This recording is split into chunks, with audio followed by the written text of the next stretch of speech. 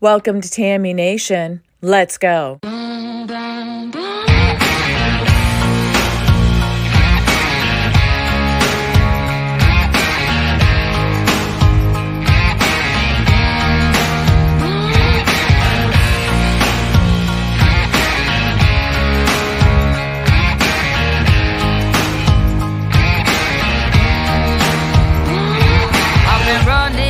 From 9 to 5, been biting my tongue for all this time. Won't let anyone cut me short.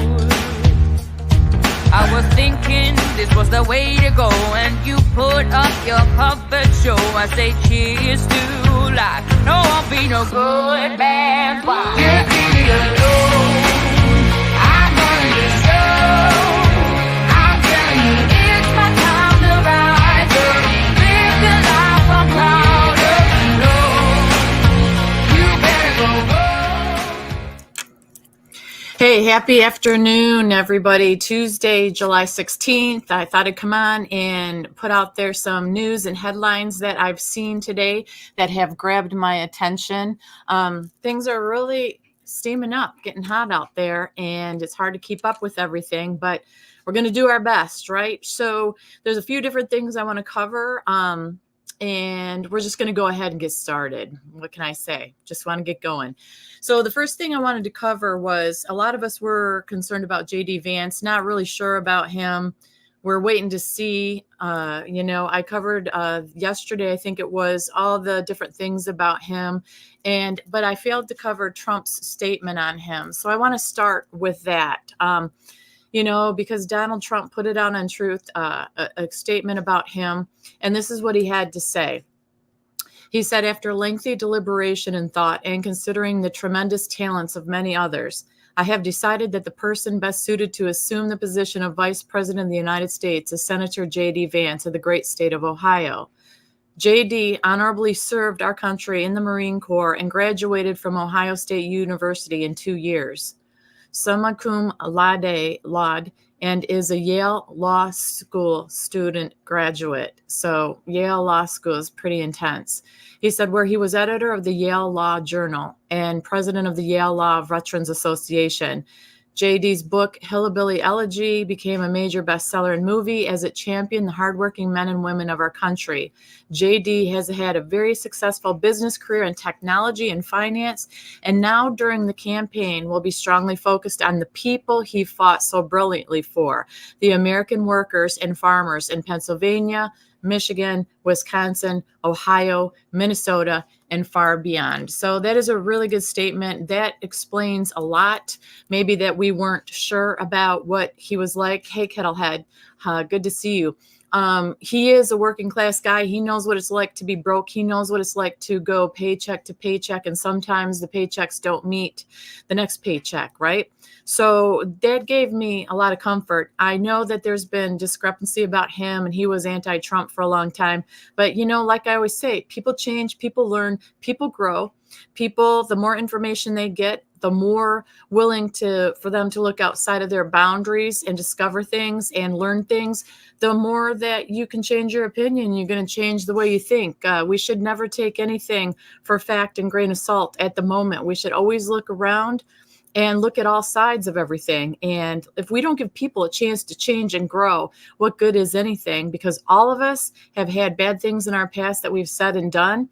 And on the political arena, on the public scale, all of us, I don't think, would pass any scrutiny and have a clean, clear slate. So I'm willing to give him a chance. I trust what Trump says about him, and we will see.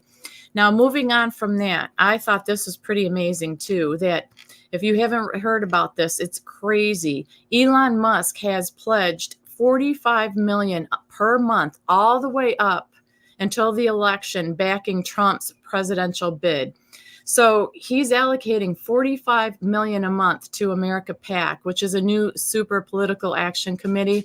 Basically, it's dedicated to supporting Trump and his campaign. $45 million a month, to have that as spare change around is incredible. It's like mind blowing to me, that amount of money. But what they're aiming to do with this money in America PAC is increase voter registration and promote early voting and mail-in ballot requests by in and by key swing states. So it wants to make sure that we get a robust voter turnout, leveraging the influence and resources of Musk and other affluent backers. And that's really true. So many people are saying, I'm not going to waste my effort and go out there and vote because it's not going to make a difference. It absolutely is. It's power in numbers, and we should. Saying that, well, same thing will happen as happened last time, is a defeatist attitude. And you have to put in the effort. You have to accept a challenge. If you're already defeated, you're never going to win. So you have to at least try. So I found that pretty interesting that Elon Musk is backing him, and that's such a huge amount of money. It's just incredible to me. But we were just talking yesterday about people need to unify, that Mr. T's talking about it, so is Biden. Whether you believe it or not, we can all agree that we do need to unify 100%. Hey, Harvest Mary Moon, good to see you, hon. So, kudos to Elon Musk for coming out there. And then also the GoFundMe for the unfortunate victims of the families from what happened at the rally in Pennsylvania. There's a GoFundMe that's been set up. And at last count, I think it was over almost $5 million that they're raising. That is unifying as well. That is putting money into helping and good deeds out there. And Kid Rock, I think, donated $50,000. Dana White donated like $50,000. Hey, Kim Ellen, good to see you. So it's pretty amazing that we are seeing a turnaround, a flip around when we think maybe there's no hope, there's no chance. We're seeing good things come out of bad things. And who does that? God. But God takes the ashes and turns it into beauty and good things. Our hearts, minds, and prayers are with the families that lost that gentleman that was trying to protect his family and the girls. Also, the people that are recovering, the 2 that are in the hospital. But once again, we can't stay in the negativity and defeatist attitude. We have to stand strong, stand up, and we have to fight. So that is why I think it is so iconic and so amazing how after Mr. T had what happened to him, he stood up and he put his fist up and he said to fight the right way, to stand up for our rights, what truth is, and to not feel defeated and tired and exhausted, that this is the final push towards 2024. And we just all need to do our part. So Elon Musk, kudos to him for doing what he was doing. And he's putting his money where his mouth is.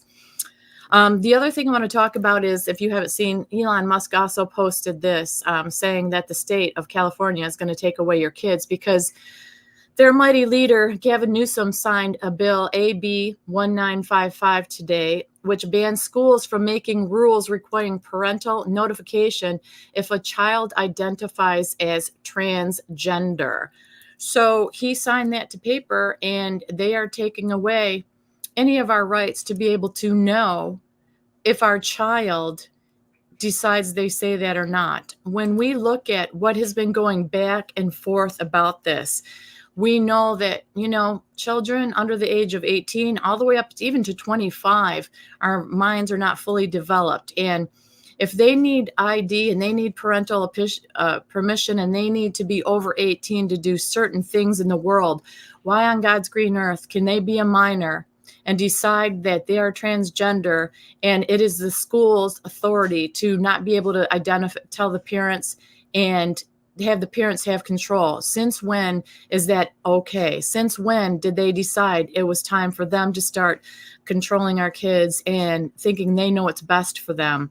So Newsom, that is obviously a bad thing that they've done. That's why a lot of people are leaving California, on top of the other things, because under Newsom's rule here, or leadership, if you want to call it that, California has the highest poverty rate in the nation.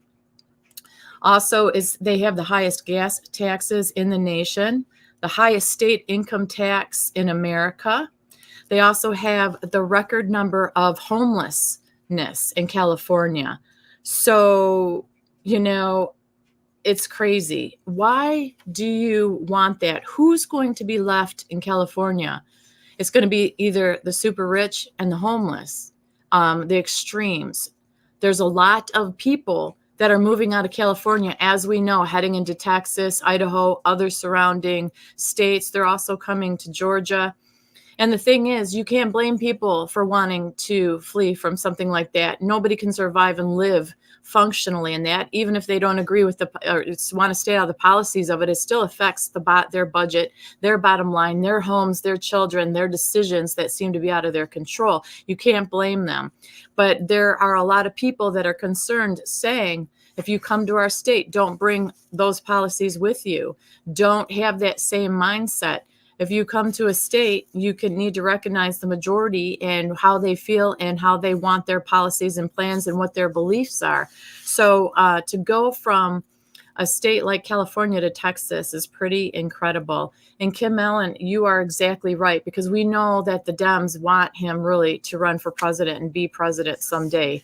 And when you look at these policies and all the things that have happened since he's been in leadership, it has been nothing that is positive towards the individual citizen, the people struggling, the families, the average person like you and me. It's all been about the elites. It's all been about him traveling abroad, shaking hands and rubbing elbows and shoulders with the elites of other countries, world leaders. So it's crazy. And yeah, Harvest Merry Moon. It's an executive order, is not a law and not registered as such. Yep, you got to know your laws, 100%. But this is the thing. We have to talk about this stuff, Harvest, and we have to share the information that we have with people, because people make decisions based on not having a lot of knowledge. And that's why we keep saying you need to do your just due to investigate things. Don't just believe something that you hear. Investigate it for yourself. Look at all sides of it and try to find out as much information as you possibly can on all these things that are coming out. And I'm telling you, they're hitting us left and right and left and right. And it is hard to keep up, and it does get exhausting. I had a meeting today with somebody that was in the military for many, many years, a retired Army general, and we were talking about some of the policies and stuff here and the things that we are involved in and the changes that we are looking to make. And he said it does get exhausting. It's very exhausting. The things that he knows, the things that he's seen. He worked for the Pentagon as well, and in the Pentagon, and he said, I'm here, I'm retired. I wanted to live a nice, quiet life, just mind my own business, enjoy my backyard, enjoy gardening after everything that I've been through, serving in Germany and all across the country in this great nation in the military. And he said, here I am hitting the streets, doing what I can do, coming out of the retirement and relaxing phase, because I see all the injustices going on. And that's motivational to me, because we all can do something. And I've been saying that for a long time. I know a lot of you say that as well. You can do anything, really. Anything is better than nothing, whether it's phone calls, emails, whether it's knocking door to door, whether it's just attending meetings. You can try to stay invisible at the meetings. You don't have to sign up for anything else, but just to get information, just to understand exactly what is going on in your local area is where it starts. And there's a lot of organizations coming up like Trump Force 47, and then the one I told you about with Elon Musk with donating money for that. It is just to make sure that people are engaged again, that people don't put their heads back in the sand and think nothing bad is going to happen and that we're going to be okay. You have to still make an effort. Moving on to the next thing I want to talk about. This was really interesting, and I'm not sure what to make of it, but I thought I'd share it with you guys to see what you thought of it. So after the incident with Trump, he actually called RFK Jr., and he called him to discuss a place on his administration for him. They talked about that V word that we all know about, and the phone call that he had between him and Biden after the incident. So basically the phone call, there was nothing wrong with the phone call, but once again, it's a phone call thing. And what happened was this phone call got recorded, and you see RFK Jr. holding the phone. You can hear Trump. And apparently I've heard that it was his son recording this phone call. And my thing is, I don't think Trump is stupid. Obviously, I think that he knows that there's a possibility he's always going to be recorded. I don't know if it was intentional or he knew ahead of time, or I don't see RFK Jr. recording it and trying to get away with something with everything that's been going on, especially since Trump was talking about putting him in his administration. But I just think that it's really crappy that that phone call got put out there without Trump maybe putting it out first or saying something about it. And RFK Jr. has since apologized for the leaking of that phone call and that video footage, but we all know what happens when the phone call gets leaked, right? So I don't know what to think about it, really. It's just freshly new out there. I don't know what it means. I think that obviously Trump is always on guard when he talks on the phone. Nothing bad was talked about it. He was talking about how many of those ingredients that are in those V word, that there's enough for a horse, not children, little babies that weigh what they weigh, to put that amount of stuff in children these days is basically ridiculous. It's enough to V word a horse. So there was that. He also said that the President Biden asked how he knew to turn his head at the right moment, and Trump just responded to Biden, because Biden did make the phone call and they did speak briefly.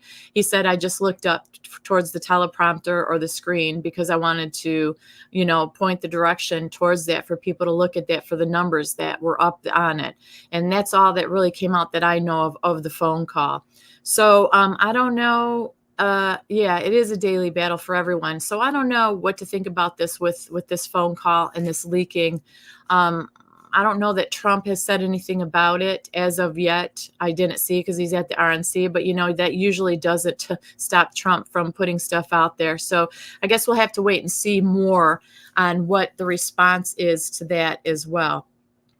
Then this got me laughing, and this got me like, I couldn't believe it. This is so unprofessional and ridiculous.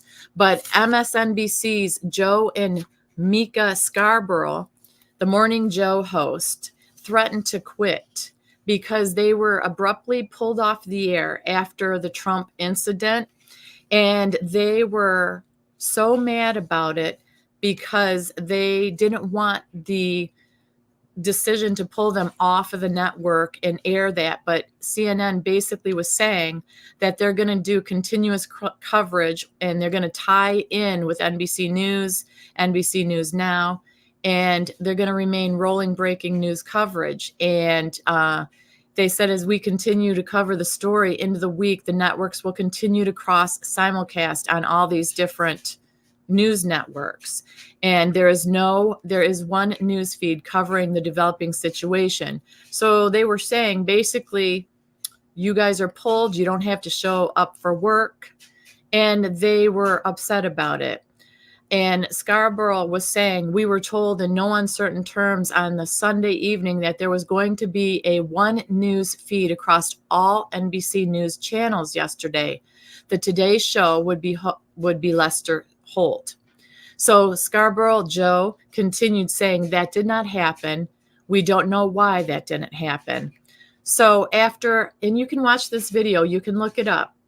And Scarborough finished with saying, and let me just say, next time we are told there's going to be a news feed replacing us, we will be in our chairs, and the news feed will be us, or they can get somebody else to host the show. And I thought, that is so incredibly pompous, entitled, and ridiculous and unprofessional, that to be able to say that on air from the network that pays you to do a job, you should be instantly fired. At least in my day with dealing with media, you couldn't even say something like that against your company behind the scenes, because if word spread to your bosses, you'd be out of there because they can't trust you. They don't know what you're going to say on the air. They don't know what you're going to do. And by the time they do, and you say something that goes against whatever, and they yank you off the air, it's too late. So for them to even be able to say that and threaten that, I don't personally think it's no great loss. I think it's egotistical. I think it's ridiculous that you don't respect your network and your bosses. We may or may not agree with that station or that network or those people, but that just kind of shows you who they are. Very selfish, very self-entitled, and very unprofessional talent. And I don't see how any boss would keep them on their schedule or on their network when they behave that way. There's no excuse for it. Kim says that Trump scheduled another rally Saturday, the 20th in Michigan. It makes me nervous. He did. Whoa. I missed that one. See, stuff is coming in left and right, you guys. It's so hard to keep up with it all. So thanks for letting us know that, Kim Ellen. Michigan, my home state, it really was a good state. It is a good state. There's a lot of good people there. It's just one of those things that it's the leadership once again. But there are a lot of good people there, I will tell you. They're hard workers. They're for the red, white, and blue. With the auto industry and stuff, my father was a retired auto industry person. And I'll tell you, there's been a lot of devastation due what was happening is happening now. Trump was getting it back on track and people were happier, meals on the table, all that good stuff. But when you come from an auto state like that, the big three, and you see what has happened. Yeah, change does happen, but the devastation that it caused in that state is pretty sad. And what they're doing to that state is ridiculous. And, Gretchen just signed something that she was saying that there's not going to be any recount of any of the ballots or votes or anything, that they're not going to be able to revisit any of it, that they're going to take it how it is, how it turns out in November. And there's no ifs, ands, or buts about it. There's no digging into it, et cetera, et cetera. And I'm thinking, why wouldn't you want that to happen? Why wouldn't you want transparency? Why would you want to put that into a rule that you're not allowed to do that? Especially what's happened in 2020 is because they know it's coming. It is the Trump train. It is coming fast and it's coming hard. And there's not a lot that they can do about it now. I think that they sunk their own ship. And that also ties into something else I'm going to bring up here, but the last little thing also about being fair. Rudy Giuliani just put out not even an hour ago that MSNBC and CNN, along with NBC, all have prime positions at the Fiserv Forum where the Republican National Convention is going on now. And he said most of the right-leaning and conservative networks have been put in an entirely separate building. This is just ridiculous. So Dan Bongino, Giuliani, Mike Lindell, and countless others, including Dr. Maria from Frank's Speech TV, have asked the RNC chairman where or why that happened. And his name is Michael Watley. And as of yet, there has been no response to him. He said he doesn't know why that it turned out that way. And there's been no answer. And this started, I guess, last night. They were asking why that happened. But it makes absolutely no sense. But then it does, to put conservative networks in a completely different building, not even allowing them right there in the main building in the floor. It's ridiculous. And yep, she probably is Harvest. Not a nice lady. Not a nice lady. But this is something positive and something incredible. And that I want to talk about. And when Trump's talking about unity, he means it. He's meant it all along, really. Of course, he's going to expose people that don't have the best interest of the United States of America and the people, its citizens, at heart or in the forefront. But this happened last night, and I think it was last night or this morning, if you guys didn't know this. The General President of the International Brotherhood of Teamsters, Mr. Sean O'Brien, took to the stage and gave a speech. And it's the first time in the 121-year history that anybody from the Teamsters addressed the RNC convention. And I'm just going to read through part of what he had to say. And it was very powerful. You can look that up online as well if you want the exact words and the full speech he gave. But he started off saying, "Greetings, delegate and guest. I'm Sean O'Brien, General President of the International Brotherhood of Teamsters. I want to thank President Donald Trump for opening the RNC doors to the Teamsters Union and invited me to speak before you tonight." He says, "I travel all across the country and meet with my members every week. You know what I see? American workers being taken for granted, sold out to big banks, big tech, corpus, and the elite. And I'm the only one who sees this. Everyday families see it as the American people aren't stupid. I'm not the only one that sees it. The American people are not stupid, and they know the system. We all know how Washington is run. Working people have no chance of winning this fight. That's why I'm here today, because I refuse to keep doing the same things my predecessors did. That right there is very powerful. I refuse to keep doing the same thing my predecessors did. That's incredible. That's strength. That's power. That's standing up for what's right and what's truth. That's not following the norm. 121 years, you guys, it took. It says, today we are not beholden to anyone or any party. We will recreate an agenda to work with a bipartisan coalition, creating something real for the American worker. That's you and me, people, you and me. And I don't care about being criticized. I am proud to be the first Teamster to address the Republican National Convention in our 120-year history. To be frank, when President Trump invited me to speak at this convention, there was political unrest on the left and on the right.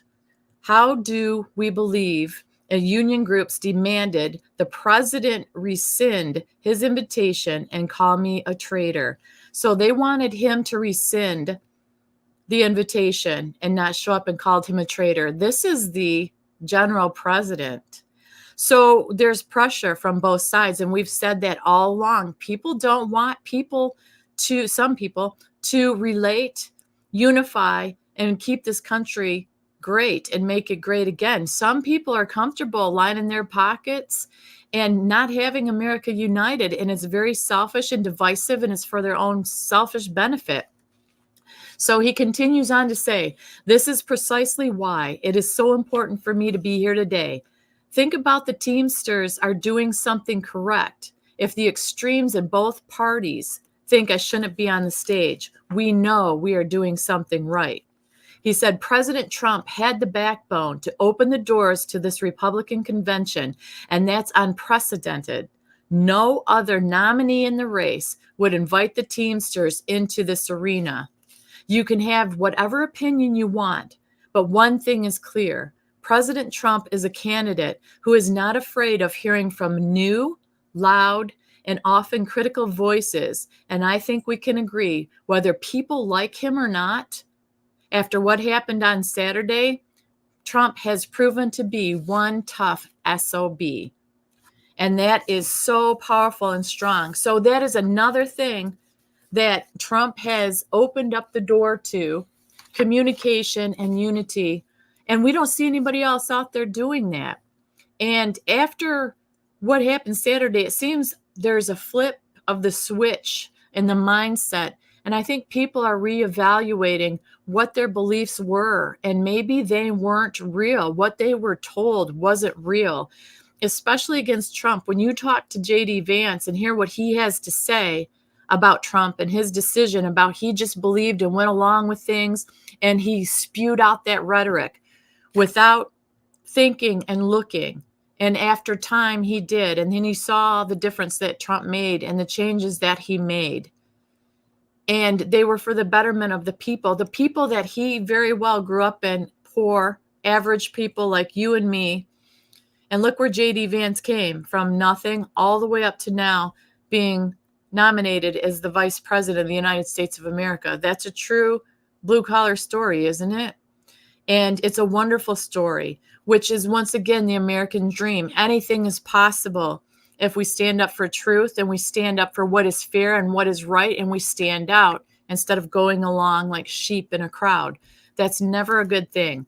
And it's true. People that are evil, in the dark, money hungry, power hungry, don't want unity. They want numbness, and they want to control us. That is why when they were handing out money, like $1,200 here and there to people are like, oh, this is great. Isn't this wonderful? We're getting free money. Well, the reality is that money has long gone. It doesn't last very long. And you're back in the same position you were before, supplying you with a constant income from having stable jobs to be able to build on and grow up a ladder into a company and advance yourself is where it's at. And that's going to take effort and work on our parts. Getting handouts has never done anybody any good for long term at all. And also morally and for your face value, your self-value, it's hard to have a lot of faith and hope or confidence in yourself when everything's handed to you. Sometimes you need to bruise your knees and scrape your elbows and get turned down and get rejected to build that character and that strength. When things are given to you and they're hands out, actually the person has control over you because you are not motivated to think for yourself. You're not motivated to do anything for yourself. You're basically just looking for the handout, and you're basically looking to be lazy. So, like I said, the working class is where it's at. We are the backbone of America. We always have been, and I think we always will be. We're the workers. We're the ones that bring into fruition the creation and the ideas of those people who put it on a drawing board or have programs or these beautiful buildings they want to build. But we're the builders. You know, it takes everybody. So the last little thing I want to talk about was Melania Trump wrote a beautiful message after what happened to her husband. And I just want to read through it because I think this is another beautiful way to unify and beautiful thoughts. This message she delivered could have been so very different, but it shows the character and the beauty in her as the former first lady and the love that she has for family. So it says, Melania Trump, I am thinking of you now, my fellow Americans. We have always been a unique union. America, the fabric of our gentle nation, is tattered, but our courage and common sense must ascend and bring us back together as one. When I watched that violent bullet strike my husband, Donald, I realized my life and Barron's life were on the brink of devastating change. I am grateful to the brave Secret Service agents and the law enforcement officials who risked their own lives to protect my husband. To the families of the innocent victims who are now suffering from this heinous act, I humbly offer my sincerest sympathy. You need to summon your inner strength for such a terrible reason. Saddens me. A monster who recognized my husband as an inhuman political machine attempted to wring out Donald's passion, his laughter, ingenuity, love of music, and inspiration. The core facets of my husband's life, his human side, were buried below the political machine. Donald, generous and caring man, who I've been with through the best of times and the worst of times. Let us not forget that differing opinions, policy, and political games are inferior to love. Our personal, structural, and life commitment until death is at serious risk. Political concepts are simple when compared to us human beings. We are all humans, and fundamentally, instinctively, we want to help one another. American politics are the only one vehicle that can uplift our communities. Love, compassion, kindness, and empathy are necessities. And let us remember that when the time comes to look beyond the left and the right, beyond the red and the blue, we all come from families with the passion to fight for a better life together while we are here in this earthly realm. Dawn is here again. Let us reunite now. This morning, ascend above the hate, the vitriol, and the simple-minded ideas that ignite violence. We want a world where respect is paramount, family is first, and love transcends. We can realize this world again. Each of us must demand to get it back. We must insist that respect fills the cornerstone of our relationships again. I am thinking of you, my fellow Americans. The winds of change have arrived. For those of you who cry in support, I thank you. I commend those of you who have reached out beyond the political divide. Thank you for remembering that every single politician is a man or woman with a loving family. And I thought that was incredible and beautiful and classy and elegant. And we're not getting that from our current president's wife, our current president. Once again, it's all about the love, the kindness, the sharing, the unity. It's about America first with the Trump family. It isn't with the other way. So I hope she is right in this letter that a new dawn has come. Dawn is here again. That it is so true. She took out the the political person that we all talk about and made it humane because it is her husband and he is the father. And each and every one of us that have people who serve this country in the military can relate to that. That they are people outside of that uniform or that name tag that they wear, that they have and want the same thing we have. And it's freedom of speech, freedom to enjoy our lives here in America, freedom to feel safe in our countries, feel freedom for our children and their safety when they venture out into this world. Long gone should be the days of adults that hurt and take away children and do terrible things to them. Long gone should be the days of the crime in the streets, the randomness of it, the firing off of things, the burning of things, the stealing of things that aren't theirs.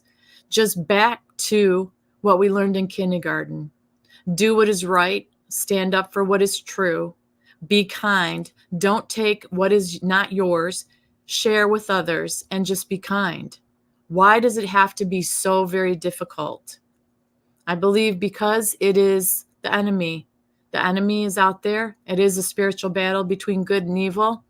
It always has been. It always will be, because our physical bodies are perishing away each and every day, but it's our spiritual bodies and our spiritual mind that needs to be alive and active in us in the way that God would have us be, working through the Holy Spirit and everything that we do and say.